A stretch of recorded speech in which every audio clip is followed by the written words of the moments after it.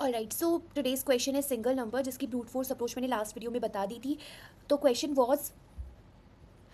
Was given a non empty integers of given a non empty array of integers. Basically आपको एक non empty array of integers दिया हुआ है, मतलब एक एरे ऑफ इंटीजर्स दिया हुआ है। और एरे ऑफ इंटीजर्स का मतलब कि हर इंडेक्स पर एक इंटीजर प्रेजेंट है। For example 4 1 2 1 2, 4 1 2 1 2, here it is 4 1 2 1 2। और उसके बाद कहा है कि हर एलिमेंट दो बार प्रेजेंट है। देखो हर एलिमेंट दो बार प्रेजेंट है, 1 भी दो बार प्रेजेंट है, 2 भी दो बार प्रेजेंट है, लेकिन कोई एक एलिमेंट है जो सिर्फ एक बार प्रेजेंट है। इस क्वेश्चन में 4 सिर्फ एक बार प्रेजेंट है, and that's what you have to return. I guess question तो क्लियर ही होगा, क्योंकि लास्ट वीडियो में मैंने इसकी ब्रूट फोर्स अप्रोच बता दी थी। सो इस वीडियो में मैं आगे की 3 अप्रोचेस आपको बताऊंगी, ठीक है। सो फर्स्ट अप्रोच में तो हमने ये करा था, हमने एक एक एलिमेंट को उठाया था, जैसे 4 को उठाया और फिर हमने पूरे एरे में देखा क्या 4 दोबारा से आ रहा है या नहीं आ रहा। इस क्वेश्चन में 4 ही दोबारा से नहीं आ रहा, इसलिए यही मेरा आंसर था। लेकिन अगर मान लेते हैं 4 मेरा दोबारा से आ रहा होता, तो फिर मैं अगले 1 को देखती, क्या 1 मेरा इस पूरे एरे में आ रहा है या नहीं आ रहा है। फिर मैं 2 को देखती। ऐसे ही जो मुझे एलिमेंट मिल जाता कि मेरा एरे में दोबारा से नहीं आ रहा, वही मेरा एक्चुअली में आंसर होता। और इसकी टाइम कॉम्प्लेक्सिटी थी मेरी order of N square, space complexity order of 1 थी, क्योंकि मैं कुछ अलग से स्पेस नहीं देख रही थी, लेकिन इसकी टाइम कॉम्प्लेक्सिटी बहुत ज़्यादा है।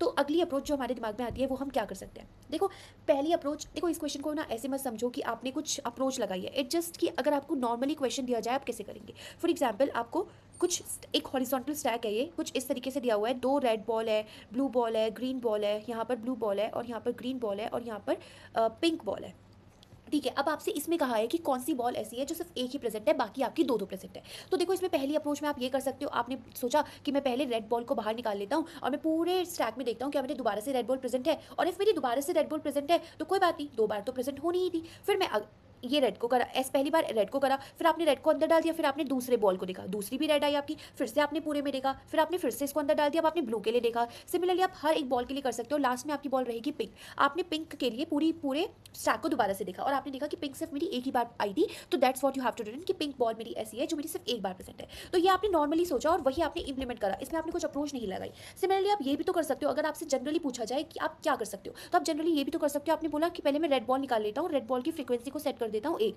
कि रेड बॉल बस अभी तक मेरी एक बार आई और रेड बॉल को बाहर निकाल लिया। फिर अगली आई आपकी रेड बॉल, ठीक है। आपने फिर से रेड बॉल निकाला और आपने देखा रेड बॉल तो मेरी एक ऑलरेडी प्रेजेंट थी, तो आपने उसका नंबर कर दिया 2 और उसको भी बाहर निकाल दिया। फिर आपकी ब्लू बॉल आई, ब्लू बॉल का नंबर आपने सेट कर दिया 1, ब्लू बॉल को भी बाहर निकाल दिया। फिर आपकी ग्रीन बॉल को भी आपने बाहर निकाल दिया और उसका नंबर सेट कर दिया आपने 1। फिर से ब्लू बॉल आई, ब्लू बॉल एक बार आ चुकी थी, उसका नंबर आपने अब कर दिया कि 2 बार आ चुकी है। फिर से ग्रीन बॉल आपने करा, उसका नंबर कर दिया 2। फिर पिंक बॉल आई और उसका नंबर कर दिया आपने 1। तो इस तरीके से आपने ऐसे निकाल लिया। और अब आप इसमें देख सकते हो कौन सी ऐसी बॉल है जो सिर्फ एक बार प्रेजेंट है, एंड दैट इज पिंक, और that's what you have to return. तो बेसिकली इस क्वेश्चन में आपने क्या करा, इस क्वेश्चन में आपने बेसिकली हर एक एलिमेंट या फिर हर एक बॉल की कह लो फ्रीक्वेंसी स्टोर कराई। तो हमारे पास डेटा स्ट्रक्चर ऐसा प्रेजेंट है जो किसी भी एलिमेंट या फिर किसी भी बॉल की फ्रीक्वेंसी स्टोर करा सकता है। देखो एरे क्या है आपका, वेक्टर क्या है जो सिर्फ एक एंट्री को स्टोर करा रहा है। मैं बोलती हूँ vector of int. Vector of int का मतलब है उसके हर इंडेक्स पर एक इंटीजर प्रेजेंट है। लाइक यहाँ 1 प्रेजेंट है, यहाँ 2 प्रेजेंट है, यहाँ 3 प्रेजेंट है, यहाँ 4 प्रेजेंट है। लेकिन we have data structure which is called unordered map. हमारे पास अनऑर्डर्ड मैप है जो बेसिकली क्या करता है, की वैल्यू पेयर में स्टोर करता है। हमारे पास ऑलरेडी इनबिल्ट है हमारे पास, तो why can't we use that. इसका मतलब होता है कि अनऑर्डर्ड मैप के हर इंडेक्स पर एक की वैल्यू प्रेजेंट है। जैसे यहाँ पर देखो कि रेड 2 बार प्रेजेंट है, ब्लू 2 बार प्रेजेंट है, ग्रीन 2 बार प्रेजेंट है, पिंक 2 बार प्रेजेंट है। तो हमारा एक ऐसा डेटा स्ट्रक्चर भी एग्जिस्ट करता है जो इस तरीके से आपका स्टोर करा सकता है। और यहाँ पर आप हर एक वैल्यू को कैसे एक्सेस करते हो, लाइक अगर मैं इसका नाम बोल देती हूँ आंसर, इस वेक्टर का नाम, तो आप बोल सकते हो कि आंसर ऑफ 0 क्या है मेरा, दिस। आंसर ऑफ 1 क्या है मेरा, दिस। आंसर ऑफ 2 क्या है। लेकिन अनऑर्डर्ड मैप में हमारी इंडेक्सिंग नहीं होती है, ठीक है। अनऑर्डर्ड मैप में हमारी इंडेक्सिंग नहीं होती है। ऐसा नहीं होता है कि अनऑर्डर्ड मैप अपने सीक्वेंशियल स्टोर करता है, ऐसा नहीं होता है। अब सीक्वेंशियल स्टोर नहीं करता तो हम इंडेक्सिंग यूज नहीं कर सकते। आप अनऑर्डर्ड मैप की इंप्लीमेंटेशन देखना, that is according to hash table. और मैप की इंप्लीमेंटेशन होती है हमारी बैलेंस्ड ट्री बीएसटी के थ्रू। जो मैप हमारे पास दो होते हैं ना, मैप और अनऑर्डर्ड मैप, है ना। तो मैप की इंप्लीमेंटेशन होती है balanced binary tree, balanced BST, है ना। और इसकी इंप्लीमेंटेशन होती है हमारी हैश टेबल से। और हम यहाँ पर why we are not using map, why we are using unordered map, क्योंकि अनऑर्डर्ड मैप हमारा इंप्लीमेंट होता है हैश टेबल से, जिसका लुकअप इंसर्शन या फिर सर्चिंग का टाइम लेता है ऑर्डर ऑफ 1। वही मैप में हमारा ले लेते हैं log n, और अगर n एलिमेंट्स हो तो n log n हो जाएगा। तो इसलिए हम मैप इसलिए यूज नहीं कर रहे हैं, हम अनऑर्डर्ड मैप इसलिए यूज कर रहे हैं। और मैप हमारा तब फायदेमंद होता है जब हमें सॉर्टेड ऑर्डर में चाहिए होता है इस चीज़ के लिए। अभी हमें कुछ ऐसा चाहिए नहीं, हमें तो सिर्फ देखना है क्या वो प्रेजेंट है या नहीं प्रेजेंट है। तो इसलिए हमने अनऑर्डर्ड मैप यूज करा। और मैंने ये भी बता दिया कि अनऑर्डर्ड मैप पे इंडेक्सिंग नहीं होती, क्योंकि उसमें सिक्वेंशियल स्टोर नहीं होता है, ठीक है। तो चलो ये तो तुम्हारा ये हो गया कि हमारे पास एक ऐसा डेटा स्ट्रक्चर भी एक्सिस्ट कर रहा है जिसमें आप की वैल्यू स्टोर करा सकते हो। और इसको एक्सेस कैसे करते हैं, ये होती है अगर आप एक आइटरेटर, जैसे आप अगर इस मैप को ट्रेवर्स करना हो तो आप ऐसे करते हो, फॉर ऑटो IT और मैप, बेसिकली जैसे आप इसमें इंडेक्सिंग लेते हो ना, for int i equals to 0, और एक आई आपका इंडेक्स होता है जो हर एक सेल पर जाता है, ऐसे ही इसमें आई टी होता है, आई टी हर एक पोजीशन पर जाता है। तो अब इसमें दो वैल्यूज है, आप इन दोनों को एक्सेस कैसे करोगे? आई टी डॉट फर्स्ट से आप इस वैल्यू को एक्सेस कर सकते हो और आई टी डॉट सेकंड से आप इस वैल्यू को एक्सेस कर सकते हो। आई गेस थोड़ा मैप के बारे में पढ़ रखा होगा, क्योंकि मैंने पहले ही बोला था कुछ भी स्टार्ट करने से पहले वेक्टर मैप ये सब पढ़ लेना, ये प्री रिक्विजिट है, ये हर जगह यूज होंगे। तो इनको ट्रेवर्स कैसे करते हैं, इनकी इंप्लीमेंटेशन कैसे होती है, ये सब आप देख लेना प्रायली। तो आई गेस ये चीज़ समझ आ गई होगी कि मैप को ऐसे ट्रेवर्स करते हैं। तो देखो अब तो क्वेश्चन बिल्कुल ही सिंपल हो गया। मैंने जनरली आपसे क्या बोला, आप हर एक एलिमेंट को निकालो। जैसे कि अब मैं एग्जाम्पल ले लूँ इसमें 4 1 2 1 4 5 एंड 2, ये मैंने एक एग्जाम्पल ले लिया। ठीक है, अब आपको क्या करना है, आपको सिर्फ फ्रीक्वेंसी तो स्टोर करानी है। आपने 4 की फ्रीक्वेंसी सेट करी 1, क्योंकि सबसे पहले आपने इसको निकाला, फिर 1 को आपने करा 1। अब 2 देखो, 2 अभी तक नहीं आया तो 2 की भी आपने सेट कर दी 1। अब आपने फिर से 1 आया, 1 को कर दिया आपने 2, 4 आया उसको 2 कर दिया, 5 आया इसको 1 कर दिया, और 2 आया इसको 2 कर दिया। अब आपने सबसे पहले ट्रेवर्स करके सबकी फ्रीक्वेंसी निकाल ली। अब उसके बाद आपको क्या करना है, आपको सिर्फ इस मैप पे ट्रेवर्स करना है। आप देख लेना आप किसकी फ्रीक्वेंसी 1 है, इसकी फ्रीक्वेंसी सिर्फ 1 थी, तो आपको यही रिटर्न करना है। तो आई गेस ये क्लियर होगा। अब मैंने आपको ये भी बता दिया कि हमारे पास एक ऐसा डेटा स्ट्रक्चर एग्जिस्ट करता है, और उसकी थोड़ी सी थ्योरी बता दी कि क्या क्या क्यों यूज़ करते हैं और क्यों नहीं, मैप क्यों नहीं यूज़ कर सकते। तो सिंपली अब आपको क्या करना है, आपको एक अनऑर्डर्ड मैप ले लेना है अपना। आपको सिर्फ अपना एक अनऑर्डर्ड मैप ले लेना है, सॉरी अनऑर्डर्ड मैप, यहाँ पे ये यूज़ है अंडरस्कोर। इसका आपको दोनों इंटीजर है, क्योंकि आपका ये एलिमेंट जैसे अगर आपको बॉल्स होती है अंदर स्ट्रिंग में होता, तो आप यहाँ पर लिखते हैं स्ट्रिंग, जो भी हम कैरेक्टर जो भी हम इनिशियलाइज करते हैं, कैरेक्टर कॉमा इंट या फिर स्ट्रिंग कॉमा इंट जो भी होता है तब करते हैं। अभी आपको पता है आपकी दोनों वैल्यू इंटीजर है, यहाँ पर भी इंटीजर है, और जो उसका फ्रीक्वेंसी काउंट है वो भी एक इंटीजर है। तो आप दोनों इंट और इंट लेंगे। यहाँ पर आपकी नम्स ऑफ आई आएगा, बेसिकली 4 की वैल्यू क्या है, 1 की वैल्यू क्या है, तो इस जगह पर आपका एक वो आएगा मतलब एरे का एलिमेंट, और यहाँ पर आएगा इंट की जगह आएगा आपकी उसकी फ्रीक्वेंसी। तो दोनों ही हमारे इंटीजर है। ये आपका एमपी हो गया। ठीक है, अब आप कुछ नहीं, अब आप एरे को ट्रेवर्स करेंगे, जो आपका गिवन वेक्टर था उसको आप ट्रेवर्स करेंगे, और सिंपली आप हर एक एलिमेंट की फ्रीक्वेंसी बढ़ा देंगे। बेसिकली आप क्या करेंगे, मैप ऑफ नम्स ऑफ आई को प्लस प्लस कर देंगे। इसका मतलब क्या हुआ, देखो सबसे पहले 0 आई इक्वल्स टू 0 पर 4 एलिमेंट है, तो नम्स ऑफ 0 क्या है, मेरा 4 है, तो 4 की आपने फ्रीक्वेंसी को बढ़ा दिया, मतलब 4 की फ्रीक्वेंसी को आपने कर दिया 1। ठीक है, और बाई डिफॉल्ट उनकी सबकी 0 होती है, तो उसमें एक मत करना कि पहले 0 थी क्या, हाँ वो डायरेक्ट 0 ही होता है, आप उसको 1 कर रहे हो, ये समझ लीजिएगा। ठीक है, उसके बाद आपने करा 1 आया, आपने नम्स ऑफ आई की वैल्यू क्या हुई 1, नम्स ऑफ 1 क्या है मेरा 1, तो ऐसे आपने 1 की फ्रीक्वेंसी को 1 कर दिया। इस तरीके से आपका ये स्टोर हो जाएगा। आप कुछ नहीं करना, अब आपको इस मैप पे ट्रेवर्स करना, और मैप पे ट्रेवर्स करना मैंने आपको बता दिया कैसे करते हैं, for auto i t and map में। बेसिकली आप क्या करोगे, इफ मेरा i t dot first i t dot second equals to 1 है, जैसे सबसे पहले मेरी ऐसे फ्रीक्वेंसी स्टोर, पहले आई टी इस पे जाएगा, फिर आई टी इस पे जाएगा, फिर आई टी इस पे जाएगा, फिर आई टी इस पे जाएगा। जिसका आई टी डॉट सेकेंड 1 हुआ, इसका आई टी डॉट सेकेंड 1 है ना, तो जिसका आई टी डॉट सेकेंड 1 हुआ उसका मुझे आई टी डॉट फर्स्ट रिटर्न करना है। मतलब आइटरेटर में अगर इसकी वैल्यू मेरी 1 आती है तो मुझे ये रिटर्न करना है, यही तो एलिमेंट रिटर्न करना है, क्योंकि 5 मेरे से एक बार प्रेजेंट है। तो यही if i t dot second equals to 1 आता है तो मैं रिटर्न कर दूंगी अपना आई टी डॉट फर्स्ट, मतलब वो एलिमेंट रिटर्न कर दूंगी। आई गेस ये क्लियर होगा। और लास्ट में आपको कुछ ना कुछ तो रिटर्न करना ही है, इसलिए आप रिटर्न -1 कर देंगे, क्योंकि आपका कोई फंक्शन एक्सपेक्ट कर रहा है। लेकिन क्वेश्चन में ये कहा है कि there is a single element exist, तो आपका वैसे काम यहीं से खत्म हो जाएगा, इसकी जरूरत नहीं होगी। टाइम कॉम्प्लेक्सिटी इसकी ऑर्डर ऑफ एन हो जाएगी हमारी, क्योंकि हम यहाँ पे सिर्फ आइटरेट कर रहे हैं और यहाँ पर भी आइटरेट कर रहे हैं एन एलिमेंट्स पर, लेकिन स्पेस कॉम्प्लेक्सिटी भी इसकी ऑर्डर ऑफ एन हो जाएगी। ठीक है, आई गेस क्लियर होगा। मैं इसको इंप्लीमेंट करके आपको एक बार दिखा देती हूँ।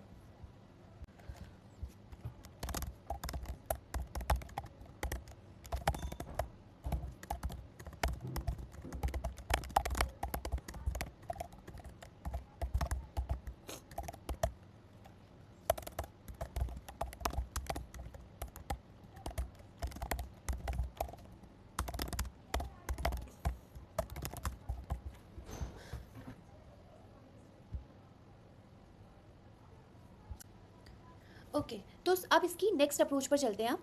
अगली अप्रोच क्या है, क्वेश्चन था हमारा 4 1 2 1, यहाँ पर 5 ले लेते हैं और यहाँ पर 4 ले लेते हैं। मान लेते हैं हमारा ये क्वेश्चन था, वही सिंगल एलिमेंट हमें फाइंड करना है। तो 2 अप्रोचेस हम क्लियर कर चुके हैं। पहली वॉज ब्रूट फोर्स, जिसमें हम हर एक एलिमेंट को ले रहे थे और चेक कर रहे थे क्या वो दोबारा प्रेजेंट है या नहीं। दूसरा एलिमेंट जिसमें हमने दूसरा अप्रोच जिसमें हमने फ्रीक्वेंसी स्टोर करा ली। अब थर्ड अप्रोच क्या है इसकी, देखो थर्ड अप्रोच आप ये भी तो कर सकते हो, आप इसको सॉर्ट कर दो। लाइक सॉर्ट कैसे कर सकते हो, 1 1 2 एंड 1 मिनट 1 1 2 एंड 4 4 और 5।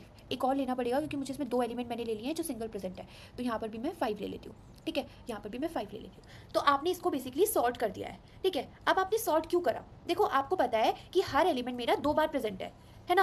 अगर आपका हर एलिमेंट 2 बार प्रेजेंट है तो वो आगे पीछे प्रेजेंट होंगे, मतलब उन सबके पेयर प्रेजेंट होंगे। कोई एक ही एलिमेंट होगा जिसका पेयर प्रेजेंट नहीं होगा, क्योंकि वो सिंगल एलिमेंट है।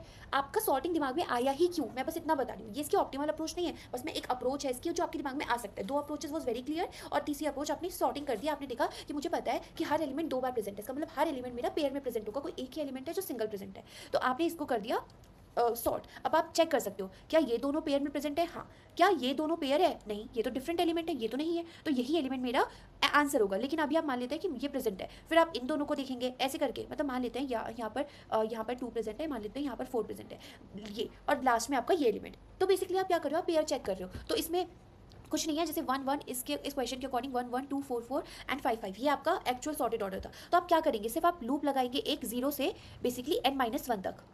तो आप क्या करोगे, अगर आपका जो नम्स ऑफ आई है इज नॉट इक्वल्स टू है नम्स ऑफ i प्लस 1 के, ठीक है, नम्स ऑफ i प्लस 1 के अगर नॉट इक्वल है तो यही आपको रिटर्न करना है। और इसमें जो आप इंडेक्सिंग i प्लस प्लस करते हो ना, वो आप i प्लस प्लस नहीं करोगे, i equals to i plus 2 करोगे। बेसिकली क्यों, देखो सबसे पहले स्टार्ट करो, सबसे पहले आप क्या कर रहे हो, आप इस एलिमेंट को इससे चेक करोगे। तो आप कैसे करोगे, नम्स ऑफ 0 क्या मेरा नम्स ऑफ 0 प्लस 1 मतलब नम्स ऑफ 1 के इक्वल है कि नहीं है, इक्वल है कि नहीं है। अगर ये दोनों इक्वल है तो ठीक है। अब आप जब ये दोनों आपका इक्वल है तो अब आप इस एलिमेंट पर थोड़ी ना आओगे, अब आप इस एलिमेंट पर आओगे। क्यों, क्योंकि अगर आप इस एलिमेंट पर आए और फिर आपने इन दोनों को चेक करा तो ये तो हमेशा डिफरेंट ही आएंगे। दो एडजेसेंट एलिमेंट, ये दोनों इक्वल है, ये दोनों इक्वल आएंगे, ये दोनों इक्वल आएंगे, लेकिन ये दोनों तो अनइक्वल आएंगे ना। इसलिए अगर आपने इस पर खड़े होकर इसको चेक कर लिया है तो अब आप डायरेक्टली इस पर जंप करो, सो दैट आप इसको चेक करो, इन दोनों को चेक ना करो। इसलिए मैंने 2 का जंप लिया। आई गेस ये बात क्लियर होगी, जब आप इसको ड्राई रन करोगे तो क्लियर हो जाएगा। एक बार और रिपीट पर सुन लेना अगर नहीं समझ आया तो बेसिकली आप क्या कर रहे हो, हर इंडेक्स पर खड़े होकर देख रहे हो क्या nums of i is not equal है नम्स ऑफ i प्लस 1 के।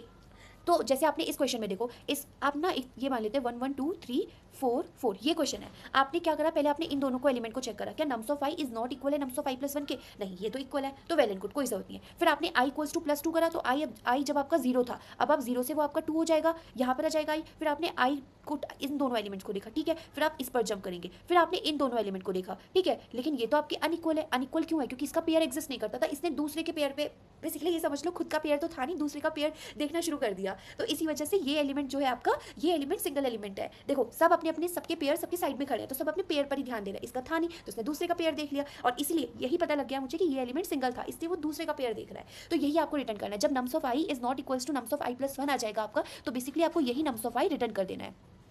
आई गेस क्लियर होगा। तो इस क्वेश्चन में हम बेसिकली क्या रहे हैं, हमने क्या अप्रोच लगाई, हमने सोचा कि हर एलिमेंट 2 बार प्रेजेंट है, तो क्यों ना मैं उसको सॉर्ट कर दूं, क्योंकि अगर मैं सॉर्ट कर देता हूं हर एक का पेयर उसके पास आ जाएगा। सिर्फ कोई एक ही एलिमेंट होगा जिसका पेयर उसके पास नहीं होगा। तो मैं हर एक के पेयर को चेक कर लूंगी, क्या तुम दोनों प्रेजेंट हो, i equals to i plus 2 की हेल्प से। इस बात को ध्यान रखना, इस चीज़ को ध्यान रखना और ड्राई रन करना, अपने दिमाग में लगा लेना, ठीक है। क्योंकि आप ये भी देखना, आप चाहे तो इसको करना मत, i प्लस प्लस ही करना। आप देखना कि हर पोजीशन पे आपका डिफरेंट ही आएगा, क्योंकि आप पहले इन दोनों को देखोगे तो सही, फिर इन दोनों को देखोगे तो गलत आएगा, फिर इन दोनों को देखोगे सही, इन दोनों को देखोगे गलत। तो ये चीज़ इससे इम्पॉसिबल नहीं है, इसलिए हम ये यूज़ कर रहे हैं। ये क्लियर होगा। फिर हमने क्या करा, हमने सिर्फ सॉर्ट करा और फिर हमने बस एडजेसेंट एलिमेंट को देख लिया, ठीक है। आई गेस अप्रोच तो क्लियर होगी। और इसकी टाइम कॉम्प्लेक्सिटी विल भी, क्योंकि सॉर्टिंग की टाइम कॉम्प्लेक्सिटी होती है n log n हमारी, और स्पेस तो हम कुछ एक्स्ट्रा यूज़ नहीं कर रहे, तो स्पेस कॉम्प्लेक्सिटी तो ऑर्डर ऑफ 1 हो जाएगी, ठीक है। लेकिन ये ऑप्टिमल नहीं है, बस मैंने एक अप्रोच बताई थी कि ये हो सकती है। पहली हमारी ऑर्डर ऑफ n स्क्वायर में हुई थी, दूसरी हमारी ऑर्डर ऑफ n में हुई थी, लेकिन इसमें स्पेस कॉम्प्लेक्सिटी भी ऑर्डर ऑफ n हो गई थी। इसमें हमारी टाइम कॉम्प्लेक्सिटी तो order of n log n है, लेकिन स्पेस कॉम्प्लेक्सिटी ऑर्डर ऑफ 1 है। बाकी ये सब अप्रोच इसकी ऑप्टिमल नहीं है। अब जो इसकी एक्सॉर वाली अप्रोच है दैट इज ऑप्टिमल, और जो आपको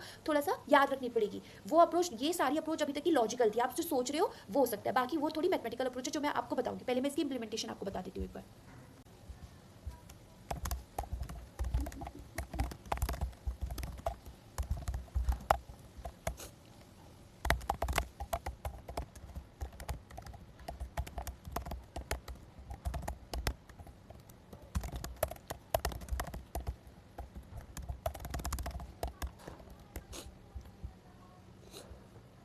प्लस कर दिया, यही मिस्टेक मैंने भी करी।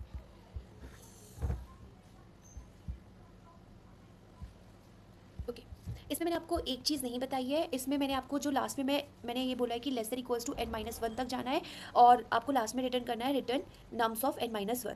ये क्या चीज़ है, बेसिकली आप देखो, आप जैसे 1 1 2 2 3 4 4 आप हर एक का अगला एलिमेंट चेक कर रहे हो, i को i प्लस 1 से चेक कर रहे हो। तो जब आप यहाँ पर अगर आ गए तो i प्लस 1 तो एग्जिस्ट करता नहीं है, तो इसलिए आपने बस यहाँ तक आए सो दैट आप i प्लस 1 चेक कर सको इस एलिमेंट को, ठीक है, ये चेक कर सको। बाकी देखो, अगर इस तरीके से आप इस यहाँ तक तो इसी वजह से आए क्योंकि अगर आप इस एलिमेंट तक जाते तो i प्लस 1 आपको मिलता नहीं और वो आउट ऑफ बाउंड एरर आ जाती। वो तो आपको समझ आ गया होगा कि आपने यहाँ तक क्यों लिखा।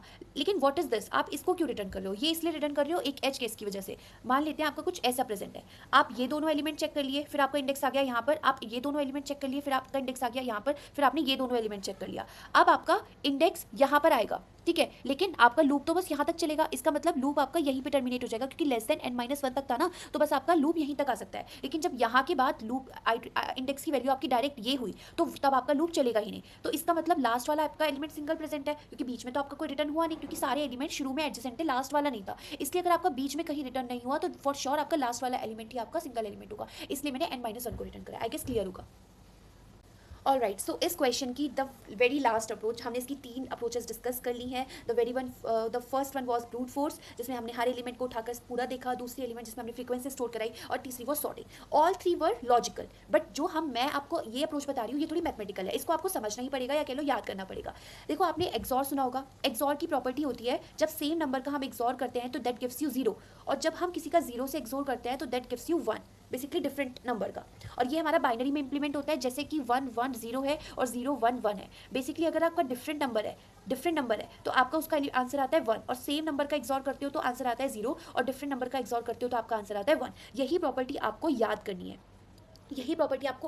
है, और देखो यही प्रॉपर्टी हम इसमें क्यों लगा रहे हैं, क्योंकि जैसे क्वेश्चन था 4 1 2 1 2 और 4 और 5, ये ले लो, इसमें हर एलिमेंट आपका 2 बार प्रेजेंट है, कोई एक ही एलिमेंट है जो 1 बार प्रेजेंट है। तो मैंने क्या कहा, सेम नंबर का जब आप एक्सॉर करोगे तो 0 आएगा, और जब आप डिफरेंट नंबर का एक्सॉर करोगे तो उसका आपका 1 आएगा। तो जब आपको पता है कि आपका हर एलिमेंट 2 बार प्रेजेंट है तो उनका एक्सॉर 0 हो जाएगा, फिर इन दोनों का एक्सॉर 0 हो जाएगा, फिर इन दोनों का एक्सॉर 0 हो जाएगा, और जब 0 हो जाएगा और लास्ट वाला एलिमेंट जो आपका उसका एक्सॉर करोगे तो उसके बाद आपका वही, सॉरी यहाँ पर मैंने वही 1 ले लिया। बेसिकली अगर आप किसी का 0 से करते हो तो वही एलिमेंट आता है, सॉरी फॉर माई मिस्टेक, क्योंकि जब आप 0 का 1 से कर रहे हो तो 1 आंसर आ रहा है, इसलिए ए का 0 से करोगे तो ए आंसर आएगा। प्रॉपर्टी ये थी, मैंने गलत बता दिया था, सॉरी। तो अगर जब आपका लास्ट में 5 बचेगा उसका आप 0 से एक्सॉर लोगे तो आपको 5 ही आंसर बचेगा। बेसिकली अगर आप एरे में हर एक एलिमेंट का एक्सॉर निकाल ले उसके साथ, तो आपके सारे सेम जो सिमिलर एलिमेंट है वो कैंसिल आउट हो जाएंगे, लेकिन एक ही सिंगल एलिमेंट बचेगा जो कैंसिल आउट नहीं होगा, और वो आपको आंसर दे देगा। कैसे, मैं आपको बताती हूँ। देखो सबसे पहले बेसिकली इसमें ना हमेशा ये कंफ्यूजन होती है बच्चों को कि 4 का 1 से करेंगे एक्सॉर, तो 4 को कैसे लिखते हैं, लाइक आपने देखा होगा कैसे लिखते हैं। यहाँ पर होता है हमारा 0, यहाँ पर होता है 2 की पावर 1 मतलब 2, यहाँ पर होता है 4, और यहाँ पे होता है 2 की पावर 1 2 की पावर 2 एंड 2 की पावर 3 8, इस तरीके से होता है ना। तो 4 को हम क्या लिख सकते हैं, 100 लिख सकते हैं बाइनरी में, ठीक है। उसके बाद 1 को हम क्या लिख सकते हैं, 1 को हम क्या लिख सकते हैं बाइनरी में, यहाँ पे सॉरी मैंने यहाँ पे 2 की पावर 0, यहाँ पर 1 है, 2 की पावर 0 होता है, यहाँ पे 2 की पावर 2 होता है ना, तो यहाँ पर 1 है, तो 1 को आप क्या लिख सकते हो, 0 0 1, ये आपका हो जाएगा बाइनरी में 1 को लिख सकते हो। और दिस इज 4 की रिप्रेजेंटेशन, दिस इज 1 की रिप्रेजेंटेशन। एक्सॉर हम बाइनरी में करते हैं, ठीक है। तो जब आप इनका बाइनरी लोगे एक्सॉर करोगे तो क्या होगा, डिफरेंट है तो 0 1 डिफरेंट है तो आंसर विल बी 1, सेम है तो 0, डिफरेंट है तो दिस, ये आपका आ गया 1 0 1। अब 2 को क्या लिख सकते हो, आप 2 को लिख सकते हो 1 0, 2 की रिप्रेजेंटेशन बाइनरी में ये है। अब इसका देखो 4 और 1 का एक्सॉर ले लिया आपने, अब 2 और 1 का लो, ये इनका रिजल्ट के साथ 0 1 0 का लो, इसका एक्सॉर लेते हैं। इसका डिफरेंट है तो 1 आता है, डिफरेंट है तो 1, डिफरेंट है तो 1। अब इस 1 के साथ लो, 1 को क्या लिख सकते हैं हम, फिर से 0 0 1 लिख सकते हैं, 0 0 1 लिख सकते हैं, इधर लिख कर लेती हूँ मैं थोड़ा, 0 0 1 लिख सकते हैं, सेम एलिमेंट 0, डिफरेंट एलिमेंट 1 1 का ले लिया। अब आप 2 को लोगे, 2 को क्या लिखते हैं हम 2 को क्या लिखते हैं, 0 1 0 लिखते हैं, ओके। 0 1 0, सेम एलिमेंट का 0 और सेम एलिमेंट का 0, डिफरेंट एलिमेंट का 1। 2 के साथ हो गया। अब 4 को क्या लिखते हैं हम 1 0 0, तो इस सब का आ जाएगा 0 0 0। अब उसके बाद आप 5 का लेंगे, 5 को क्या लिख सकते हैं हम, देखो 4 और 1 5, मतलब आप 1 0 1 लिख सकते हैं, ठीक है। अब 1 0 1 देखो, different element answer will be 1, same element 0, different element will be 1, और 1 0 1 ही आपका 5 होता है, और यही आपको रिटर्न करना है। तो आप मुझे लगता है समझ आ गया होगा कि जो सारे देखो यहाँ तक आपका 0 0 तभी आया क्योंकि आपके यहाँ तक सारे कुछ ना कुछ डबल एलिमेंट प्रेजेंट थे, तो वो सारे आपके कैंसिल आउट हो गए, जो सिंगल एलिमेंट है वही आपका प्रेजेंट है। तो आई गेस ये अप्रोच क्लियर होगी, आपको कुछ नहीं करना, हर एलिमेंट का एक्सॉर लेना है और लास्ट में बस आपको रिटर्न कर देना है। बेसिकली आप एक आंसर वेरिएबल लोगे, जैसे मैंने पहले इन दोनों का एक्सॉर लिया, तो इन दोनों का एक्सॉर 1 0 1 में स्टोर हो गया, फिर मैंने उसका 1 0 1 मतलब बेसिकली इसमें स्टोर हो गया, फिर इसी आंसर के साथ जो मेरा आंसर आया उसके साथ मैंने अगले एलिमेंट का एक्सॉर लिया, 2 का लिया, तो बेसिकली नम्स ऑफ आई का लिया।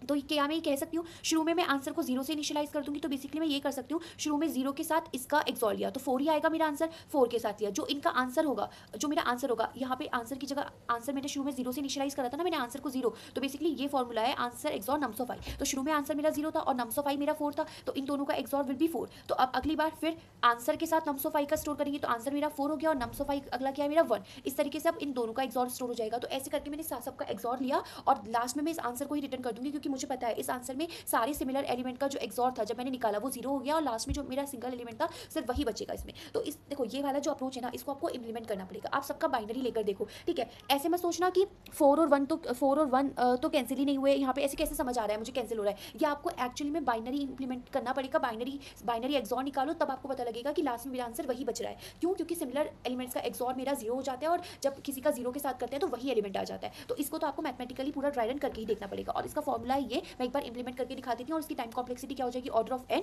और स्पेस कॉम्प्लेक्सिटी हो जाएगी order of 1, time complexity order of n, इसलिए क्योंकि सिर्फ आप एक ही बार अप्रोच कर रहे हो और ये इस क्वेश्चन की ऑप्टिमल अप्रोच है। तो इस क्वेश्चन से आपको ये समझ आना चाहिए जब भी आपको कुछ पेयर में दे रखा होगा, आपको कुछ सिंगल फाइंड करना हो, तो you can use XOR property, क्योंकि एक्सॉर प्रॉपर्टी कहती है जब आप सिमिलर एलिमेंट का एक्सॉर करते हो तो दैट गिव्स यू 0, और जब आप किसी का 0 के साथ करते हो that will give you the same value. तो इसीलिए मैंने ये अप्रोच इसमें यूज करी। आई गेस ये क्लियर होगा। ये अप्रोच आपको थोड़ी टफ लग सकती है इनिशियली, बट ट्रस्ट मी कुछ ऐसा होता है जो आपको मेमोराइज करना पड़ता है। बाकी 3 अप्रोच हमारी लॉजिकल थी, लेकिन कुछ अप्रोचेस आपको दिमाग में रखनी पड़ती हैं, and that you will learn by practicing more and more question. So now I will implement this question.